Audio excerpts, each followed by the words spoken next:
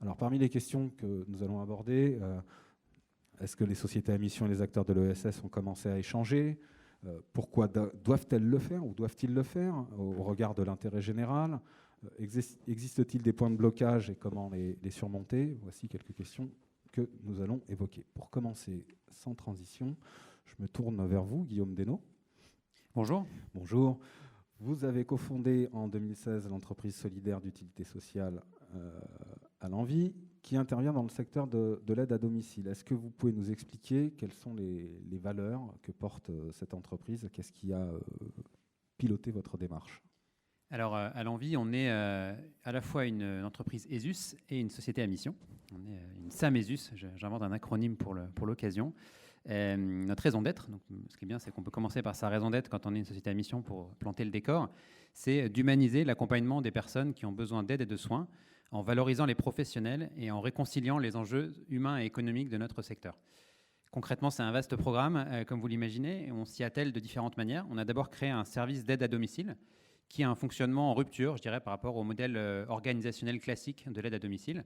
On va proposer une organisation en équipe autonome d'auxiliaires de vie salariés, au maximum à temps plein, avec des conditions de travail mieux disantes par rapport au marché, mais une organisation en équipe autonome de 6 à 8, où les auxiliaires vont eux-mêmes gérer leur planning, gérer la relation avec les familles, et également gérer même le contrôle qualité.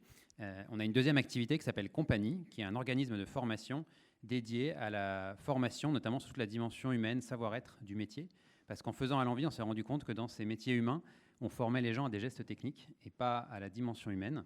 C'était aussi un symptôme du manque de valorisation, du manque de visibilité de ces métiers. Et donc, aujourd'hui, on forme des milliers de professionnels par an et on a une centaine de salariés dans l'activité d'aide à domicile. D'accord. Une centaine de salariés. L'entreprise a été créée quand?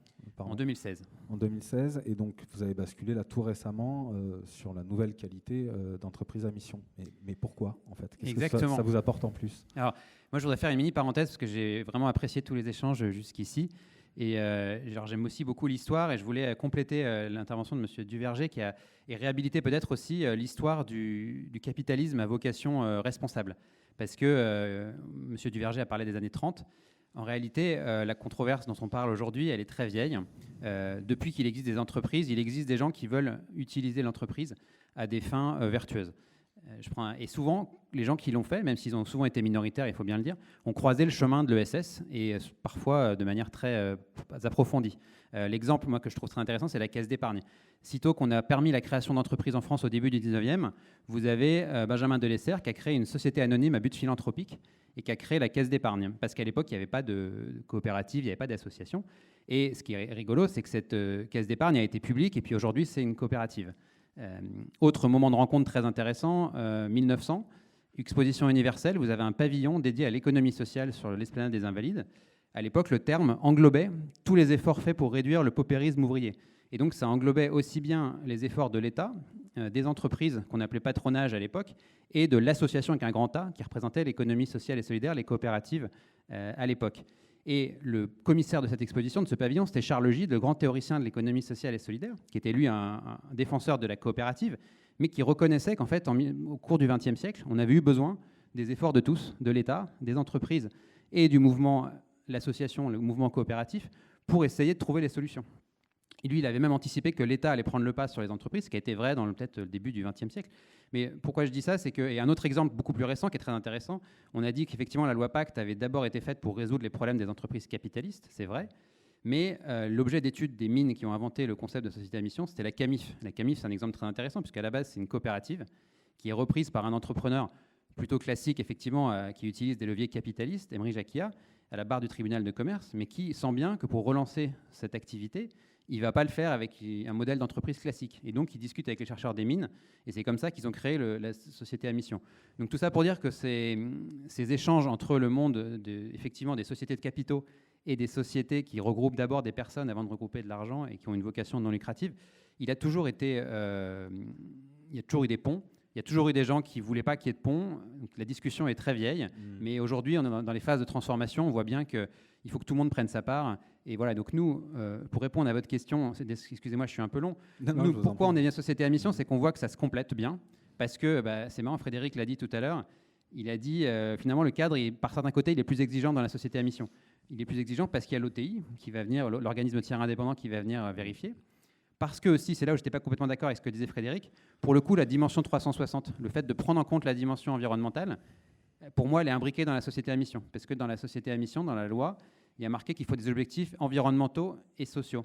Et moi, au début, je me suis dit, comme Frédéric, nous, on est déjà à l'œuvre dans l'aide à domicile, on ne va pas s'embêter avec l'environnement. Puis en fait, je me suis dit, mais c'est pas, dans la loi, il n'y a pas marqué sociaux ou environnementaux, il y a marqué les deux. Donc on a mis des objectifs environnementaux et ça nous met en tension sur des sujets, effectivement, qu'on aurait pu laisser tomber sur... typiquement sur la tech, la consommation d'énergie, parce qu'on produit aussi du logiciel. Et donc, je pense que ce que la société à mission apporte fondamentalement aux sociétés, en tout cas comme la mienne, c'est l'obligation d'être à 360 dans vraiment une approche multi-parties prenantes, et puis la logique d'amélioration continue. C'est vraiment un chemin et non pas un trait qu'on trace en disant vous êtes de tel côté ou de l'autre. Et donc moi, mon analyse aussi sur pourquoi beaucoup d'entreprises, de structures, parce que c'est vrai qu'on a dit la société à mission, c'est pas grand-chose. Alors moi, je n'ai pas précisé, je suis aussi trésorier de la communauté des entreprises à mission. Moi, de mon poste d'observation, donc je vois qu'il y a beaucoup de sociétés à mission qui se créent, qu'il y en a beaucoup qui sont en préparation. Et je vois qu'il y en a quand même pas mal finalement dans le secteur aussi de l'ESS, des grandes mutuelles, des plus petites coopératives. Et je pense qu'aujourd'hui, notamment, la dimension environnementale, en gros, le monde capitaliste a inventé un système pour se départir de l'approche monopartie prenante en faveur des actionnaires. Maintenant, et donc une approche qui vise à être multi-partie prenante. Maintenant, cette approche multi-partie prenante, je pense qu'elle est nécessaire aussi dans l'ESS. Et l'ESS a la chance, effectivement, d'avoir un ADN peut-être plus pur, parce qu'elle travaille pour les salariés, pour les sociétaires, pour les adhérents. Mais l'environnement, il n'est pas forcément dans l'ADN au départ, il me semble. Et donc aujourd'hui, la société à mission, c'est une opportunité notamment d'embrasser le combat contre le réchauffement climatique pour la cause environnementale, que je pense tous les gens autour qu'ils soient adhérents, qu'ils soient salariés, autour des associations et des coopératives, ont envie de porter également. D'accord. Donc l'entreprise à mission, pour vous, c'est une brique de plus dans l'édifice que vous êtes en train de construire avec votre société. Et pour répondre dernièrement, c'est que je suis un cas spécifique, je fais un petit focus sur l'ESUS, parce qu'on n'en a pas beaucoup parlé, mais l'ESUS, c'est une volonté de transmettre des valeurs de l'ESS à des entreprises marchandes. Et je ne la vois pas du tout comme quelque chose de concurrent à la société à mission. Moi, je considère que c'est très bien de mettre une lucrativité limitée, ce qui est le critère quand même très important dans les US, et une gouvernance partagée sur des entreprises. Mais pourquoi est-ce qu'on ne partirait pas de la version la plus aboutie qu'on a de la société de capitaux, avec un outil pour la rendre la plus vertueuse possible? Et pour moi, c'est la société à mission. Donc moi, je milite pour clarifier les choses, qu'on dise qu'en fait, les ESUS doivent d'abord être des sociétés à mission et ensuite ils prennent en plus le tampon, oui on est dans l'ESS parce qu'on a une lucrativité limitée. Moi ça me paraîtrait tout naturel et beaucoup plus lisible pour les apprentis entrepreneurs sociaux qui aujourd'hui ont du mal à comprendre quelque chose. Très bien, on y reviendra. Merci Guillaume Desnaux. Corinne Bord, je me tourne vers vous. Vous êtes donc vice-présidente de l'association Léo Lagrange. On est même une fédération. Une fédération. Encore mieux. Encore mieux. Mais justement, est-ce que vous pouvez nous présenter brièvement votre fédération, vos missions, Absolument. Vos valeurs, quels sont vos membres? Nous, on n'a pas de mission, on a un objet associatif qui est défini dans les statuts, c'est l'article 1 généralement d'une association. Et notre objet, c'est que l'éducation permet de comprendre le monde pour mieux le changer, point. Et à partir de ça, on a développé des activités de type éducation. Oui, alors, non, je ne vais pas toutes les décrire. Non, mais alors, je tiens à préciser à tout le monde, je ne l'ai pas fait à la première table ronde. Si je garde souvent ma montre, ce n'est pas parce que vous ne m'intéressez pas, c'est parce que j'ai la méchante casquette du gardien de l'horloge. Voilà. Je fais vite. Non, ne faites pas vite, prenez votre temps. On fait évidemment ce qu'on appelle aujourd'hui de l'éducation populaire. Il y a tout un volet d'animation sociale, il y a de la formation, il y a de la petite enfance, par exemple, puisque pour nous, le premier acte éducatif commence dans une crèche. Et donc, on a développé des activités qui, au fur et à mesure de la vie associative du précédent siècle, s'est professionnalisée. Je salue un de nos anciens secrétaires généraux, Jacques Guéné, qui était un de ceux qui a tenu le stylo de la convention collective, par exemple, de notre secteur. Mais aujourd'hui, Léo Lagrange, on a en mode hiver à 4000 salariés, en mode été à 6000 salariés, parce qu'entre-temps, il y a les vacances. Et on a, il y a 30 ans, quand Jacques Guéné a obtenu ce stylo-là, on devait être 100. Et les métiers, la vie, le développement fait qu'on a connu cette croissance, qu'on a une technique à Léo Lagrange, une technique, un choix, un parti pris, c'est qu'on a un manifeste qu'on révise tous les 10 à 15 ans, qu'on a revisité, qui définit nos missions, qui reprécise l'objet de notre association, et puis qui est réalisé avec... au déparrage, c'était les adhérents, puisqu'on a des adhérents qui sont à la fois individuels et collectifs, puisqu'on a des fédérations, des associations adhérentes ou des adhérents individuels, que depuis qu'on développe beaucoup de services, on a des usagers, des bénéficiaires, avec des comités d'usagers qui sont parfois adhérents, parfois pas, qui bénéficient de nos services, qui viennent dans nos structures, et donc on essaye d'associer au fonctionnement des structures que l'on a. Ces structures, c'est un centre social, c'est une MJC, c'est une pépinière de projet, c'est un Cinoche, c'est... Voilà. Et sur ces éléments-là, et puis on a des salariés. Et donc la question... Combien? Ah ben, vous je l'avez dit tout à l'heure. entre Ouais, 4 000 ça dépend et 6 000. des périodes. Voilà, il y a l'été qui passe entre les deux. Plus on a eu de salariés, plus la question d'associer les salariés était importante. Le débat avec les adhérents, pas évident. Une association, ça vit avec des adhérents, et les salariés servent les projets associatifs. Sauf que c'est un peu plus compliqué que ça dans la réalité de la vie. Donc, on a commencé à faire un conseil professionnel. Et puis, on associe sur des temps travaillés, pas travaillés. Comment c'est le temps militant? Est-ce que c'est sur le temps de travail? Est-ce que c'est pas sur le temps de travail? Quand on fait une convention... Oui, des trucs très, très simples, vous voyez. Quand on fait une convention sur notre manifeste et que c'est le week-end, est-ce que c'est récupéré ou pas? Ou est-ce qu'on explique que c'est du temps militant et comment ça se développe, etc. Et puis, on a maintenant des processus de travail, de séminaires qui associent les uns et les autres. Et pour finir, pour vous dire où on en est, puisqu'on a abordé ça dans notre échange, suite à la révision de notre manifeste au dernier congrès, nous, c'est les congrès, c'est le vote des adhérents qui acte le manifeste.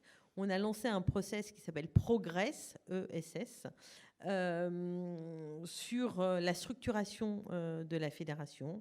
Il y a une quinzaine d'années, on a élaboré des établissements régionaux avec une représentation par territoire. On revient sur le cœur des métiers avec une structuration par métier. On repense comment on travaille et comment la fédération se structure. Et ça se fait avec les salariés. Et on travaille de manière très poussée. On a eu un séminaire il y a une semaine et demie, et à l'issue du séminaire, en voyant tout le travail accompli, on se dit « Ah bah tiens, on pourrait presque être une entreprise à mission. » D'accord, et pourquoi pas? Ben pourquoi?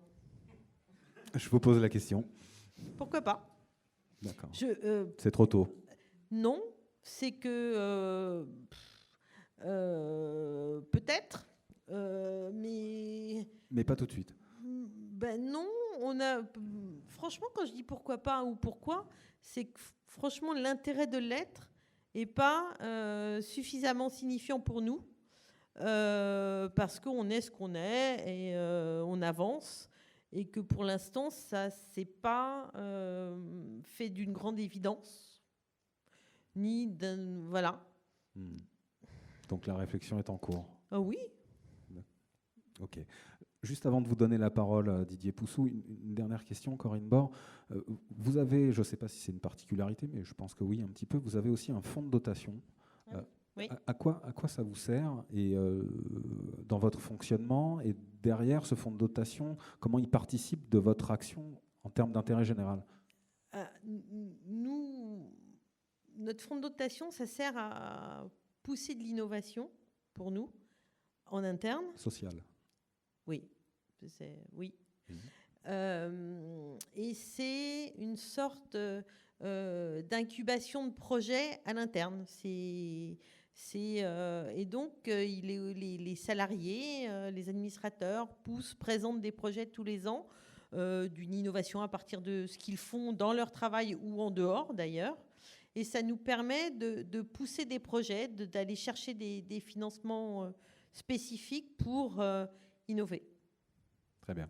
Didier Poussou, vous êtes directeur général de la Fédération nationale des entreprises sociales pour l'habitat. D'abord, merci parce que vous remplacez un peu au pied levé un de vos présidents qui est en charge de la RSE. Un de mes adhérents. Voilà, qui malheureusement n'a pas pu venir pour des raisons personnelles. Il est bloqué à Bordeaux.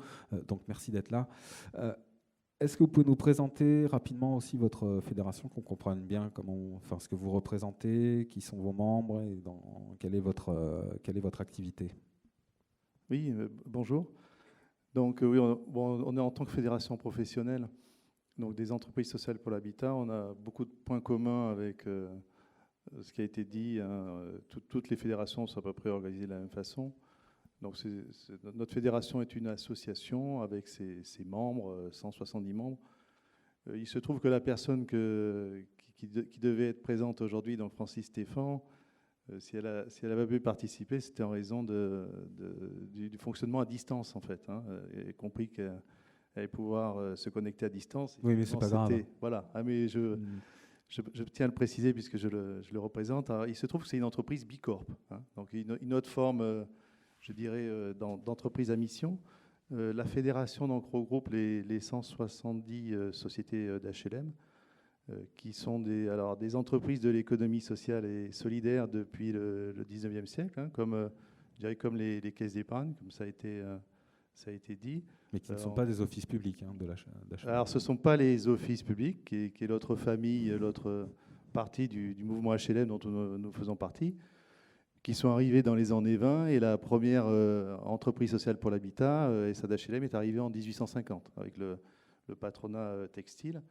Et son mode de fonctionnement correspondait en tout point à celui d'une entreprise de l'économie sociale et solidaire.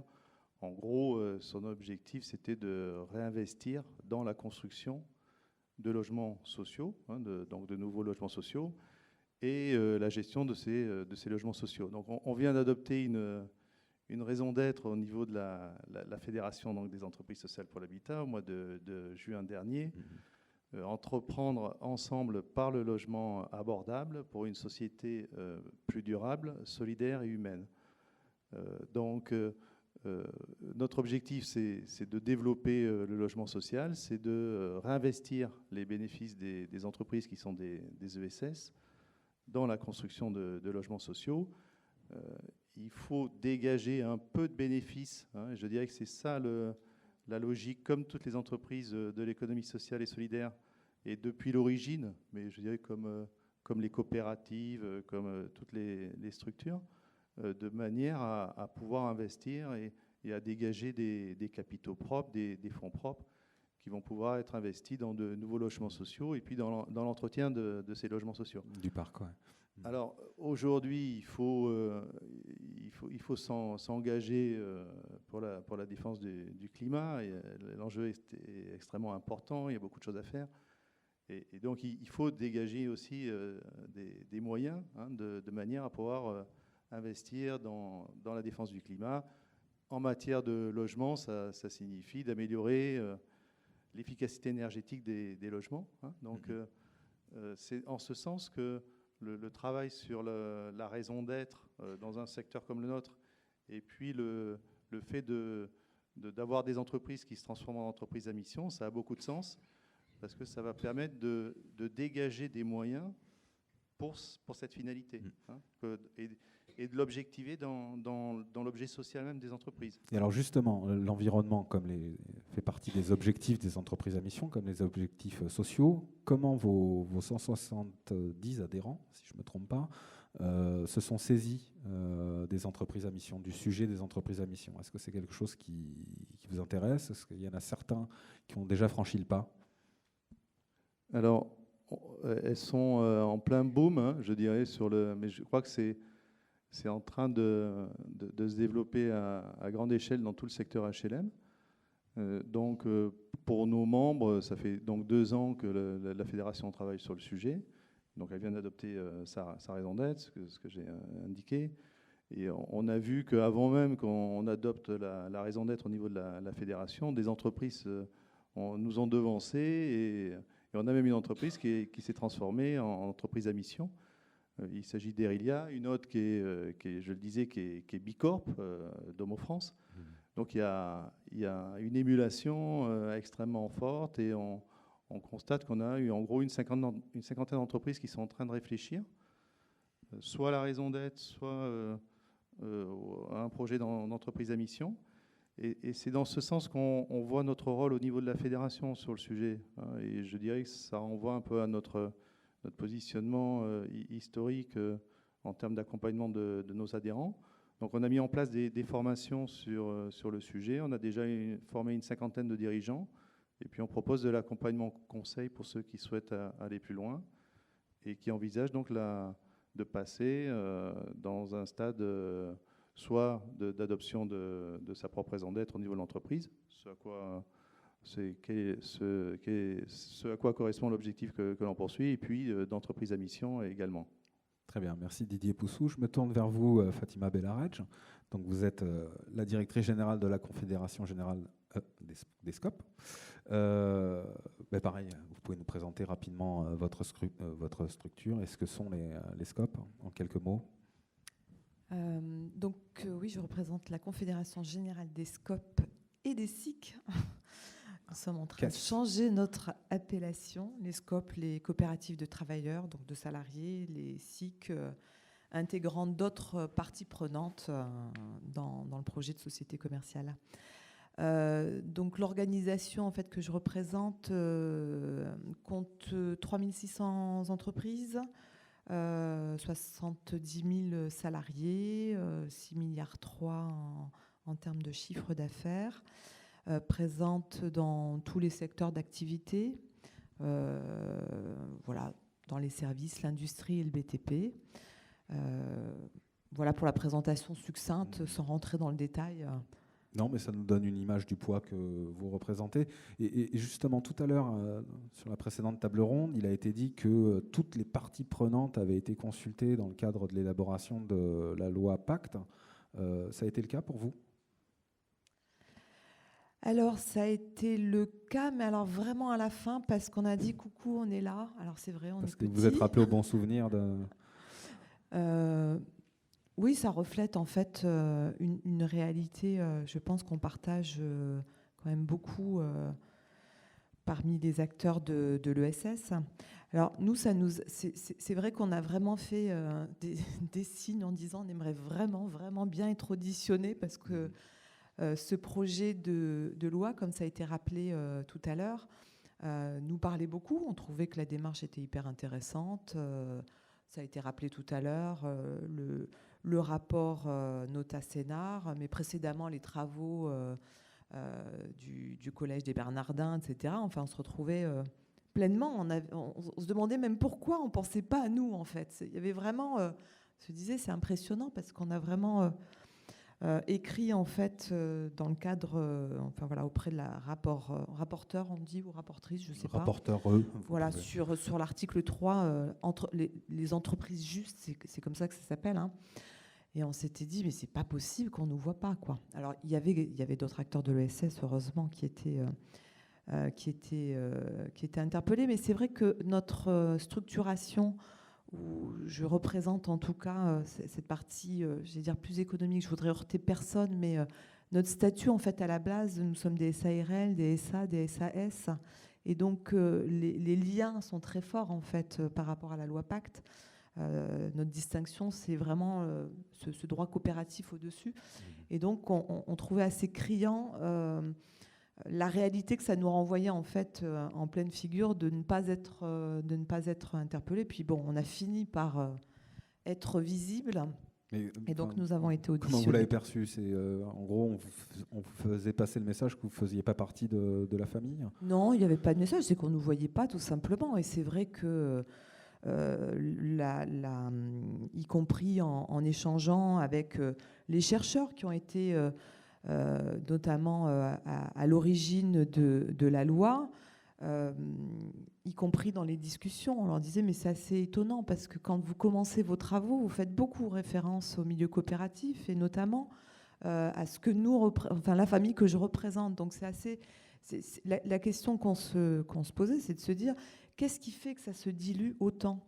Les chercheurs qui y travaillent, je ne vais pas les citer, mais en tout cas nous ont dit, mais c'est vrai qu'il y a quelque chose qui est relativement étonnant, en particulier au niveau des scopes, mais pas que, plus globalement de la famille coopérative par rapport à cette loi, c'est qu'effectivement on repart vraiment de ce que vous êtes et depuis le siècle dernier.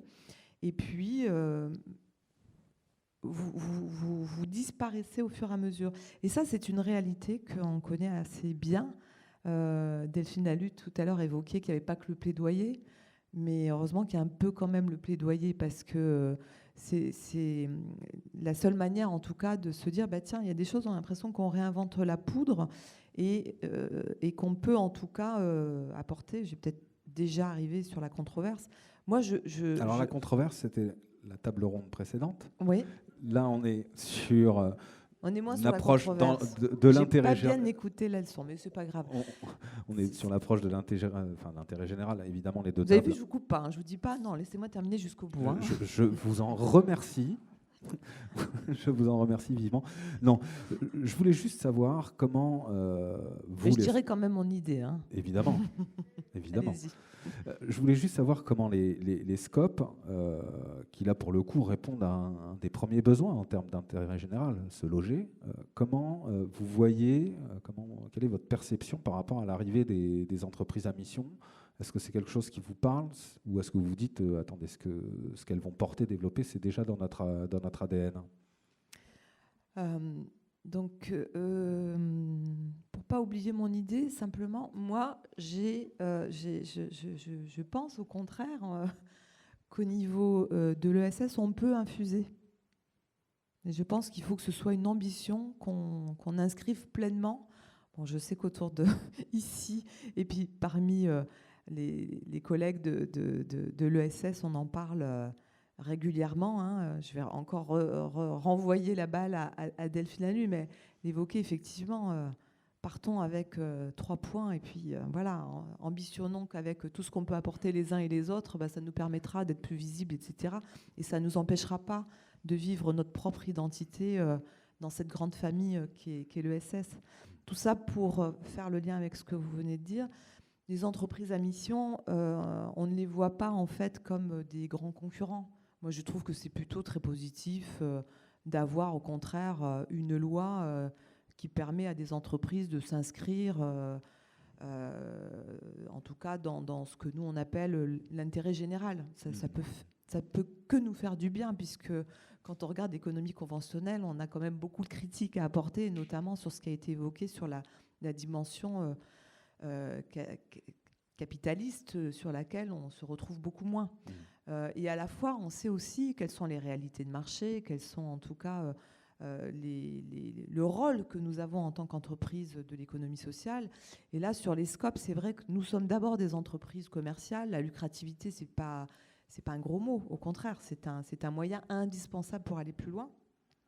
Pour autant, on a quand même eu quelques questions qui étaient effectivement, qu'est-ce qui fait que du coup, on a l'air de vouloir inspirer personne, ou en tout cas, on semblait très inspirant au tout début de cette réflexion, puis on a disparu. Donc il y a quand même quelque chose qui s'est joué. Donc ça reste quand même une question importante.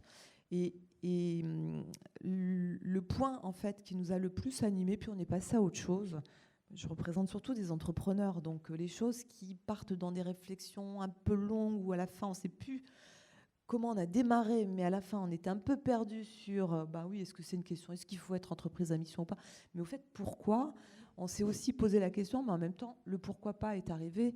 Et je sais que dans la communauté d'entreprises à mission, il y a quelques scopes, en tout cas plutôt petites, qui se sont dit tiens, testons, allons-y. Et ce qui est intéressant, c'est que régulièrement, ils nous font des retours en nous disant c'est assez intéressant, à tel point que nous avons un de nos outils financiers, je ne vous ai pas décrit tout ce qu'on représentait, mais on a créé des outils financiers, notamment pour faciliter les investissements dans nos entreprises coopératives, parce que c'est pas toujours évident d'avoir des investisseurs extérieurs qui investissent et qui se disent je vais pas avoir de retour sur investissement. Et donc notre outil qui fait des prêts participatifs, nous sommes dans la démarche pour que ça devienne une entreprise à mission. Et on l'a réfléchi en se disant bah tiens, le processus, il est quand même extrêmement intéressant. Très bien. Merci Fatima Belharadj. Je reviens vers vous, Corinne Bord. On va parler des synergies possibles entre les entreprises à mission et les acteurs historiques de l'ESS, et en l'occurrence les associations que vous représentez. Est-ce que vous jugez opportun, nécessaire que ces deux mondes-là se parlent? Est-ce que c'est déjà le cas? Et dans ce cas-là, si ce n'est pas le cas, pourquoi il faudrait le faire? Alors,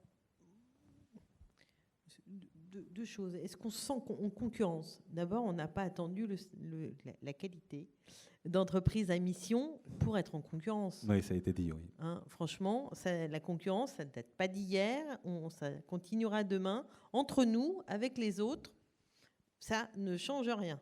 Mission ou pas mission. Deuxièmement, alors nous, Léo Lagrange, on travaille avec des entreprises dont certaines ne sont pas du tout à mission. Et on travaille avec des entreprises, pas avec leur fondation, avec l'entreprise, sur une stratégie partagée. Je vais en donner 2 exemples. On a été sollicité il y a quelques années par Boeing sur un constat simple, puisqu'on fait de la formation. Il n'y a pas assez de jeunes qui s'engagent dans les métiers de l'aéronautique.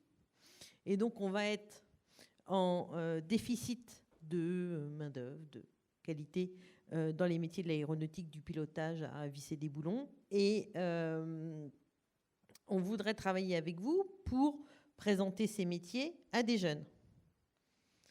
Bon, comme on est français, on s'est dit Boeing et Airbus, ça ne vous intéresserait pas aussi? Airbus, ce n'est pas leur sujet. Bon. Donc, on a dit, on va faire avec Boeing. Et puis, on a monté un programme qui s'appelle les Hubs, Léo. Et en fait, ce n'est pas la fondation Boeing. C'est Boeing qui travaille sur un programme qui vient nous mettre à disposition des simulateurs de vol, des techniciens, des mécanos, des rôles modèles, tout un tas des contrôleurs du ciel. En fait, je ne connais pas tous les métiers. Et on a un travail sur les années collège qui s'appelle des hubs, et on présente les différents métiers. On accentue sur la question de la féminisation, y compris des métiers scientifiques. Donc, on a tout ce travail-là. Oui, justement, je vous coupe, je suis désolé, mais j'avais un peu de mal à comprendre où se nichait l'intérêt général pour une association comme vous d'aider une entreprise comme Boeing à trouver de la main-d'œuvre. En fait, moi, je n'aide pas une entreprise comme Boeing à trouver de la main-d'œuvre. J'aide des jeunes à se projeter dans un parcours professionnel qui prendront là ou pas d'ailleurs, et après à avoir un débouché. Franchement, on aurait dit non à Boeing et on aurait fait la même chose sans Boeing, c'était pas grave. Et j'ouvre des perspectives de métier sur des champs méconnus. Moi, ça me pose 0 problème. Deuxième programme par exemple, on travaille avec une coopérative canadienne qui s'appelle la COPFA sur un truc qui s'appelle les bourses scolaires, c'est-à-dire on travaille dans des classes, cette fois c'est du primaire. Primaire, ça commence par le primaire. On est en train d'étendre, mais on commence par le primaire j'économise du carbone.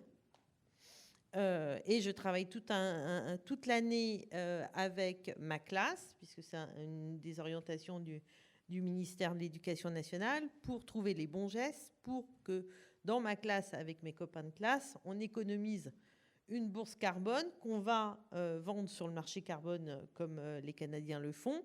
Et avec l'argent que je récupère dans mes économies carbone, je finance une partie de mon projet éducatif. Ma sortie, le projet que les mômes, ils ont envie de faire parce que c'est eux qui décident en plus. Alors, vous n'avez pas répondu à ma question. Je vais finir là. Alors, le coup, vite, je fais ma Delphine. Que le temps tourne. Et du coup, sur ce programme-là, on a des deals avec des entreprises qui rachètent les bourses bourse carbone. Par exemple, l'Olympique lyonnais, le foot, qui est quand même... oui, mais je ne suis pas très foot, c'est pour ça que Un petit jeune dans le foot. Et donc, on pourrait se dire, tiens, on fait leur greenwashing.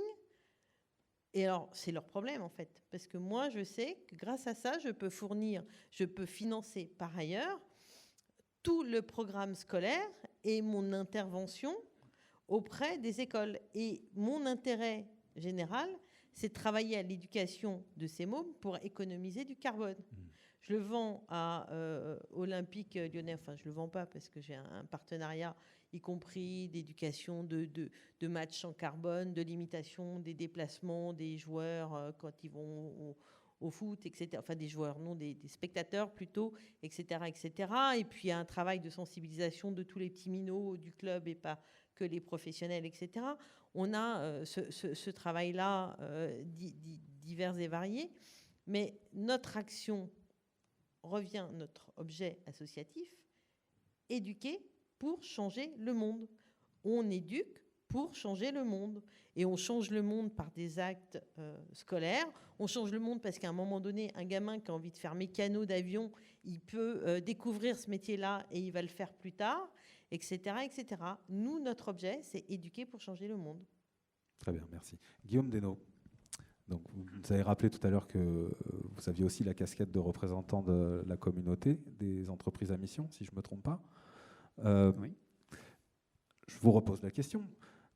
Comment se noue le dialogue avec l'ESS et les entreprises à mission aujourd'hui, et pourquoi il faudrait le faire, comment il faut le faire, dans quel lieu? Là, je pense que ce colloque est un très bel exemple. Oui. Et d'ailleurs, je voudrais le saluer. Et puis, je suis frappé parce que le thème était quand même posé de manière assez virulente. On est tous français, donc a priori, on aime tous discuter sans être d'accord. Et en fait, je note qu'on est à peu près tous d'accord. Donc, on peut quand même se saluer, je trouve, une forme de consensus qui existe sur le fait que tout le monde a sa part à prendre dans les challenges qui sont devant nous, sociaux et environnementaux, et qu'il faut tous bouger. Et que chacun aussi a envie de défendre, peut-être plus, je pense, le monde de l'ESS, parce qu'effectivement, dans le monde de l'entreprise, les gens qui ont envie de le changer, ils ont envie de vraiment beaucoup le changer, parce que je pense qu'il faut beaucoup le changer, le monde de l'entreprise classique, entre guillemets. Donc, finalement, nous, on sent peut-être moins de choses à préserver, alors que l'ESS, effectivement, a une tradition à préserver qui est très forte, qui est très belle et qui mérite de l'être. Donc, voilà, moi, je pense que le dialogue, il est naturel. Effectivement, il y a des acteurs de l'ESS qui sont présents dans la communauté depuis le début. Notamment des mutualistes et qui s'emparent vraiment de ce... Donc moi je trouve que les choses se font de manière naturelle. Je ne sais pas s'il faut en faire un débat si formalisé que ça. Des colloques comme cela sont très bien et les choses se font un peu naturellement. D'accord, mais pour structurer le dialogue, s'il y a besoin de dialogue, est-ce qu'il y a des lieux pour le faire, des acteurs, des têtes de réseau? Est-ce que ça existe déjà? Je n'ai pas l'impression, moi.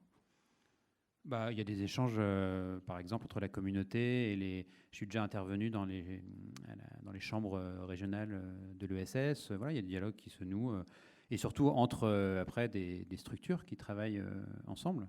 Donc voilà, cette question de l'instance, je ne sais pas, moi personnellement, je l'appréhende pas, mais peut-être qu'il y a des choses que je rate. Ce qui est sûr, c'est qu'il y a dans la communauté d'entreprises à mission un gros sujet qui est le sujet de l'exigence, parce qu'on voit se multiplier. Alors nous, on voit plus on voit plus une tendance forte, parce que on parlait du monde de l'habitat, de l'immobilier, on voit dans le monde de la santé, il y a beaucoup de choses qui sont en préparation et je pense qu'il va y avoir quand même beaucoup de sociétés à mission qui vont se créer, beaucoup de démarches, je dirais, opportunistes, non authentiques. Et nous, l'objectif, c'est que les gens qui se lancent dans ces démarches-là, en fait, mettent le doigt dans un engrenage qui va les entraîner. Parce que les parties prenantes, notamment les syndicats, vont s'en emparer. Il y a eu un rapport de la CFDT sur la société à mission la semaine dernière qui est très intéressant. Et nous, on pense que le chemin en lui-même peut être vraiment transformatif, même pour des gens qui ne le feraient pas forcément pour la bonne raison. Mais ça demande que le niveau d'exigence soit très clairement fixé, en partie par la loi. Il l'est déjà un peu, il peut peut-être l'être plus, mais aussi par justement des associations comme la communauté qui vont, par le recueil de bonnes pratiques, par l'échange entre pairs, mettre les gens dans une démarche d'exigence. Donc exigence sur la définition déjà de sa raison d'être et de ses objectifs, parce qu'on voit des choses quand même, effectivement, qui relèvent plus du slogan publicitaire et de « je coche ce que je fais déjà, et puis comme ça j'ai mes objectifs ». C'est évidemment pas du tout l'objectif. L'idée, c'est une mise en tension transformative. C'est ça l'idée de la société à mission, hein, fondamentalement. Et donc, nous, on a créé une grille, par exemple, d'analyse des raisons d'être et des objectifs, à laquelle tous les membres vont être passés au tamis dans le cadre de leur comité de mission. Et donc voilà, on va aussi accompagner les OTI via des échanges de pratiques, des formations. Donc c'est vraiment ça, nous, le rôle, en tout cas, qu'on essaye de jouer au sein de la communauté. Et évidemment, le dialogue avec l'ESS, on fait complètement partie. Mais je dirais que comme il y a déjà des membres de l'ESS dans la communauté, on ne raisonne pas forcément en silo, quoi. Très bien. Vous faisiez référence à la loi. Est-ce que, et ça a été d'ailleurs évoqué par Timothée Duverger en introduction, est-ce qu'il faut, selon vous, réguler encore davantage ce que sont les entreprises à mission pour qu'elles participent encore mieux à l'intérêt général ?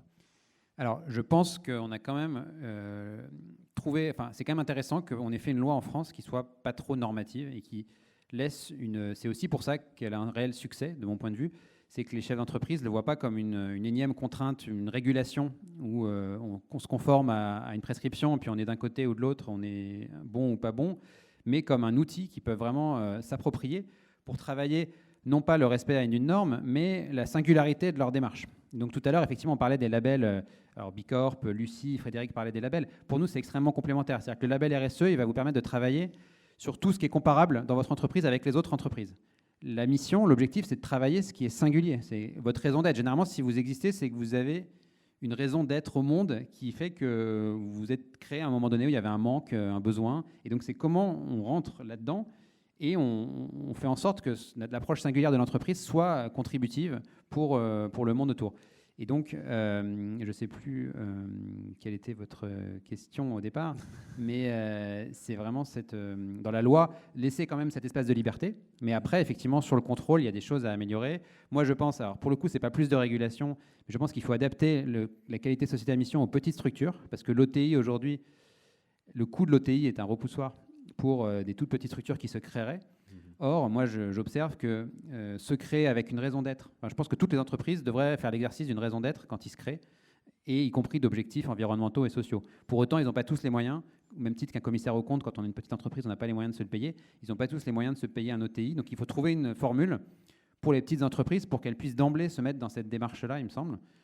Voilà. Après, on travaille actuellement un plaidoyer sur lequel je n'ai pas toutes les billes, parce que c'est un ouvrage collectif.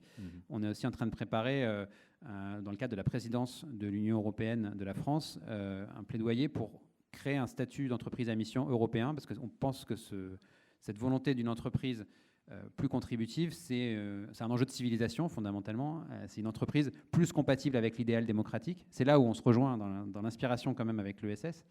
Et ça, c'est un enjeu qui doit être porté au niveau européen, parce qu'il n'y a qu'au niveau européen qu'on peut imposer un modèle comme ça sans être... Très bien, alors ça, on y reviendra, j'espère, en conclusion. Corinne Bord, rapidement. Ça fait 20 ans à peu près que je suis engagée dans la vie associative. Alors, ça fait 20 ans que j'entends le statut de la coopérative européenne, dont je ne dirai pas ce que j'en pense, mais qui a abouti moyennement, hein. Le statut de l'association européenne qui est tombé dans les limbes. Et je pense que tous les statuts européens qui partent de la singularité française ont à peu près une vocation d'échec assez incroyable.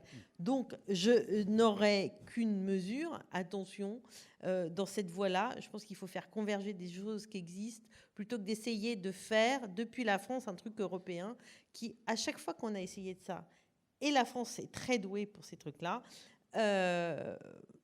vous avez raison, mais alors, je me suis mal exprimé parce que ce n'est pas ce qui est en tout cas prévu, parce qu'on va justement réunir à Paris des acteurs européens, donc des Italiens, des Allemands, qui vont... Surtout les gens réunis depuis la France en disant « Regardez, nous, on a créé un truc, c'est génial, vous allez adorer. » Et étonnamment, les autres nous regardent en disant « Mais pourquoi ?»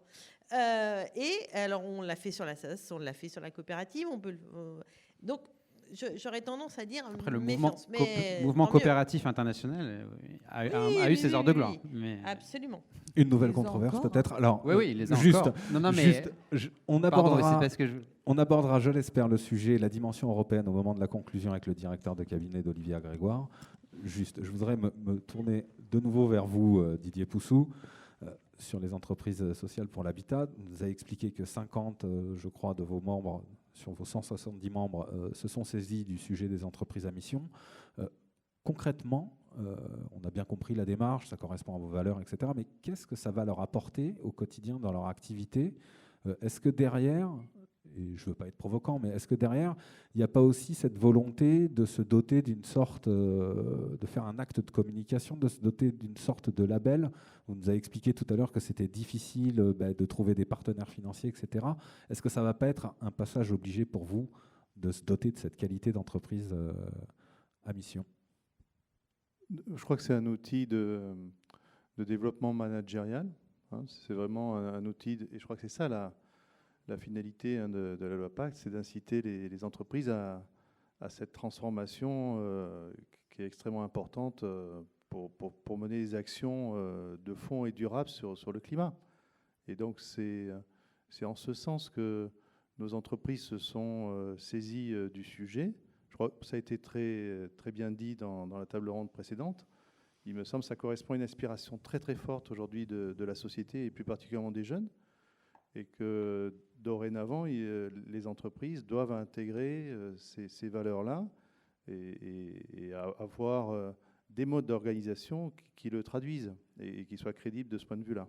Donc dans ce sens, hein, j'ai essayé de le dire tout à l'heure, il me semble que le fait d'adopter dans son objet social des éléments qui apportent des garanties avec un contrôle externe, comme c'est le cas sur l'entreprise à mission, et puis bien sûr de démarrer par l'adoption de la raison d'être de l'entreprise.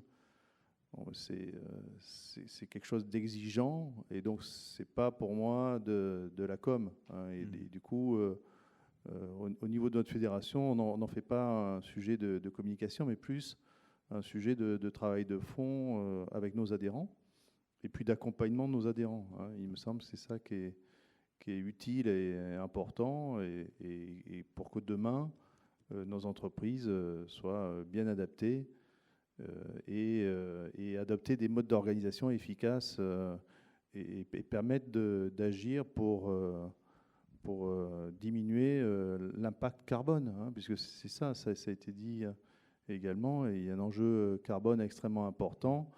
Et le rapport du GIEC est venu rappeler, il faut qu'on arrive à diminuer l'empreinte carbone. Le bâtiment, c'est 40%. Et au niveau des ménages, c'est à peu près 25% dans les transports, 25% dans le logement.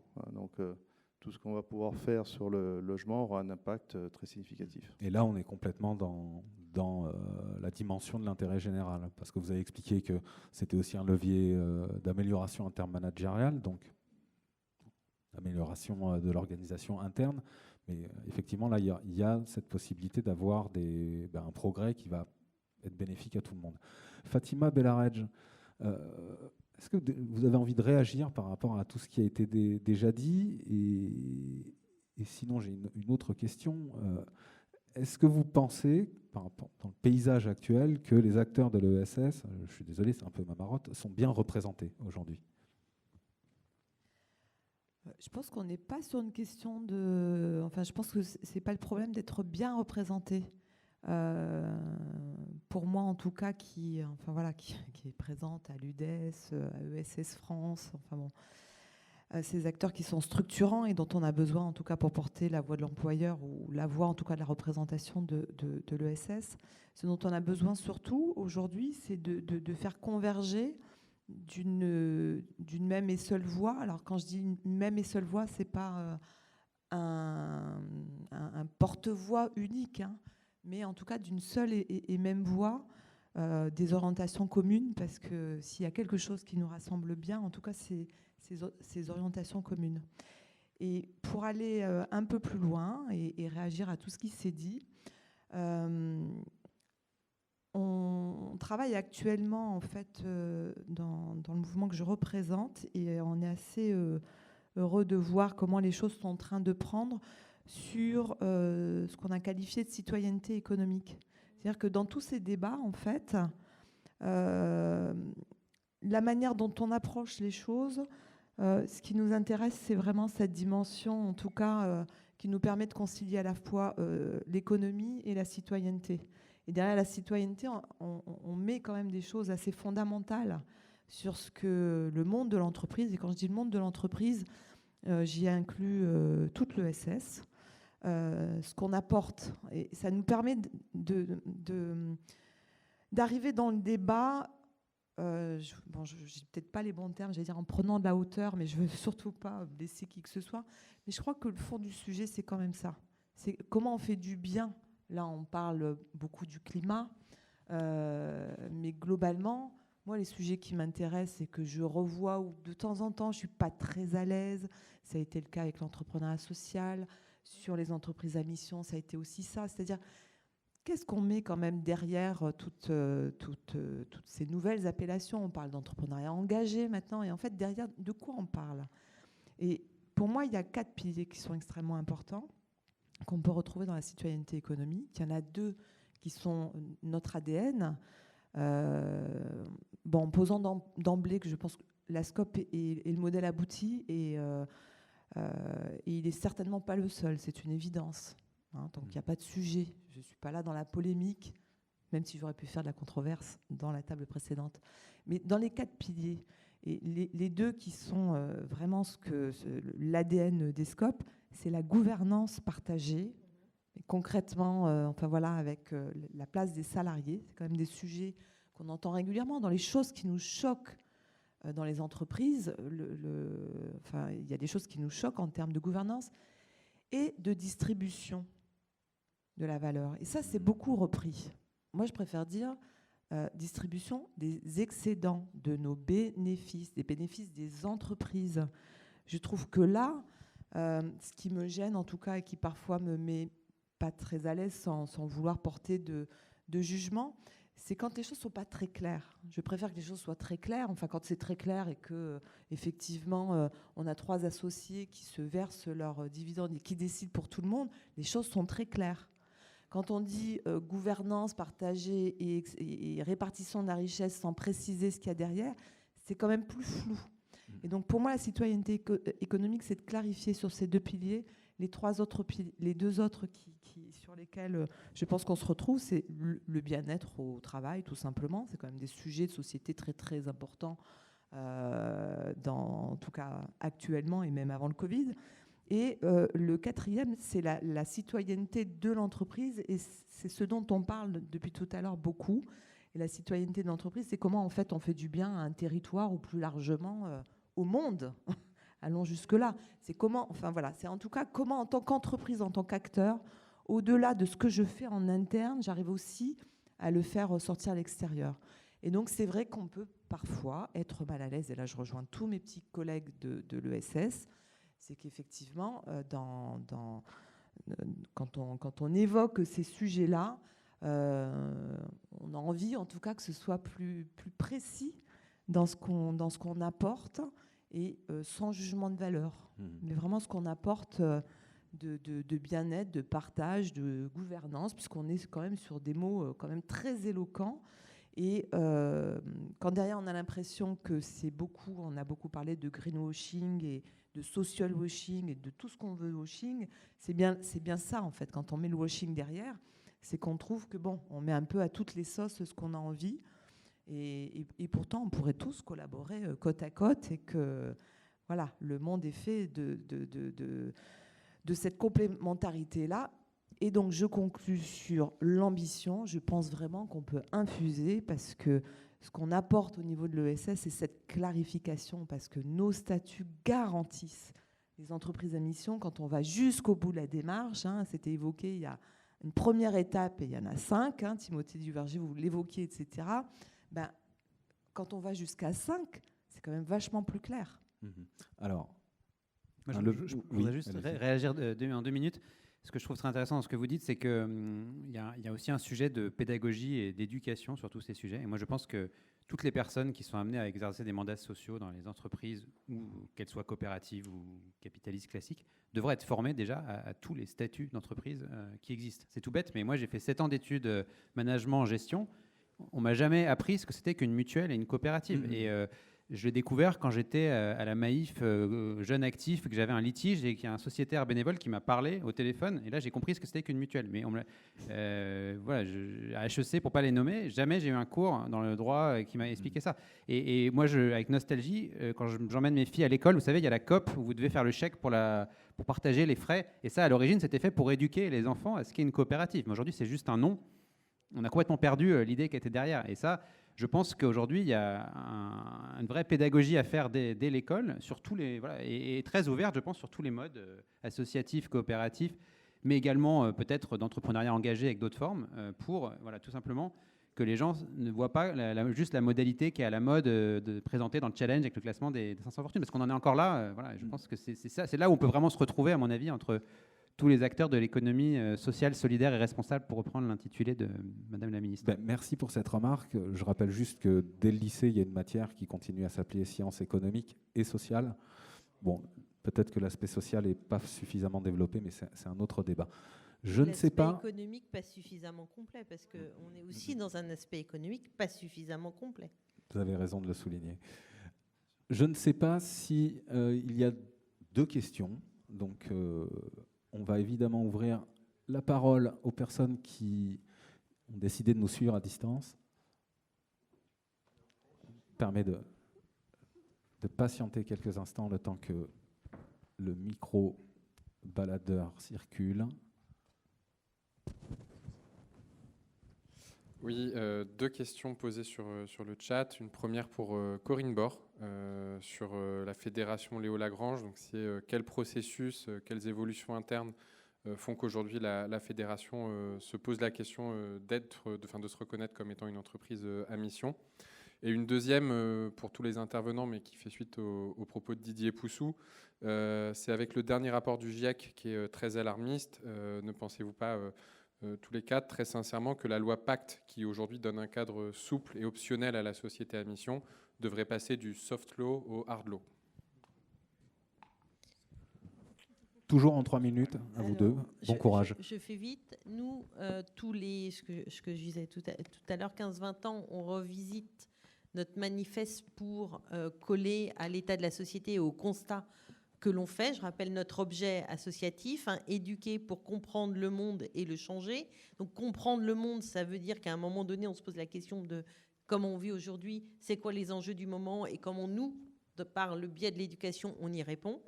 Donc on a refait notre manifeste il y a 2 ans, dans un process qui est d'abord régulier. D'abord, on fait notre manifeste, on y définit des objectifs, des missions, voilà. Enfin, il fait 3 pages, donc on y est allé. Et dans lequel il y a l'innovation, dans lequel il y a l'utilité sociale pour nos salariés, il y a l'intérêt général collectif de la structure, et il y a les questions environnementales et la solidarité internationale, puisque nous, on a une action à l'international et auprès des migrants. Donc on anime des actions éducatives dans des camps de déplacés, au Kurdistan, au Mali, voilà. Et à cela, on colle la structure entrepreneuriale. On est une association, une entreprise associative, une association avec des salariés. Donc, on l'appelle comme on veut, mais voilà. Et donc, notre organisation interne est calquée pour répondre aux objectifs de notre manifeste. Et c'est en travaillant avec nos salariés sur tel objectif, telle structuration, quel plan de formation, etc. Enfin, tous les détails de nos engagements, de notre modalité, qu'on a regardé à la fin et qu'on s'est dit « Ah ouais, tiens, pourquoi pas ?» ou « Pourquoi ?» Toujours pas répondu, hein. Non, on a bien compris. Pour continuer et peut-être réenclencher sur la polémique une remarque. Ici, l'économie sociale organise un débat sur les entreprises à mission. Et le cabinet FIDAL. Et le cabinet FIDAL. Et donc, on pourrait se dire, tiens, à l'université d'été du MEDEF, il y a un débat avec les entreprises dont j'ai compris qu'on disait conventionnel, quand moi je dis capitaliste, organise un débat sur les entreprises à mission avec l'économie sociale. Je pense que ça serait intéressant aussi. C'est une idée, il faudra leur soumettre. Le MEDEF n'est pas le plus fervent défenseur de la société à mission encore. Ah bon, ça va venir, mais et c'est pas pourtant, encore le cas. J'ai vu qu'ils étaient société à mission, pas encore entreprise à mission, mais société à mission. Alors, en fait... moi, j'ai compris qu'ils avaient adopté une raison d'être. Voilà, ils ont adopté une raison d'être. Il me semble très, très favorable à tout ça. Ils ont donc, adopté une allons raison débattre. Mais par contre, à la communauté, on est en train de créer un groupe de travail justement sur ESS et mission, et on sera ravis de pouvoir venir dialoguer avec tous ceux qui le souhaitent pour essayer de produire... Il faut proposer cette idée à Geoffroy Roux de Bézieux. Alors, Je le dis avec anecdote, mais ça fait 3 présidents du MEDEF où Léo Lagrange leur dit, mais venons discuter de nos formes entrepreneuriales, on est à votre disposition. Non. Bon, ça viendra peut-être. Didier Poussou, si vous vous souvenez de la question qui vous a été posée très rapidement. Oui, mais plutôt soft law, puisqu'on est juste au début de l'aventure. Moi, je voudrais juste dire Oui. hard law pour décarboner l'économie, mais pas forcément dans le code, dans le droit des sociétés. C'est-à-dire qu'on peut avoir des régulations par secteur qui disent il faut décarboner, tout en gardant cette capacité d'innovation. La société à mission a été inventée par des chercheurs des mines qui étaient spécialistes au départ de l'innovation. Donc c'est aussi l'idée d'avoir cette capacité d'innovation. Quand Emery Jacquia, patron de la Camif, décide de fermer son site le jour du Black Friday ou d'être le premier à ne vendre que des produits fabriqués en Europe, il précède la loi. Il faut aussi laisser cette liberté à tous les entrepreneurs, qu'ils soient de l'ESS ou autres, de parfois de précéder la loi, je pense. Très bien, ça sera le mot de la fin.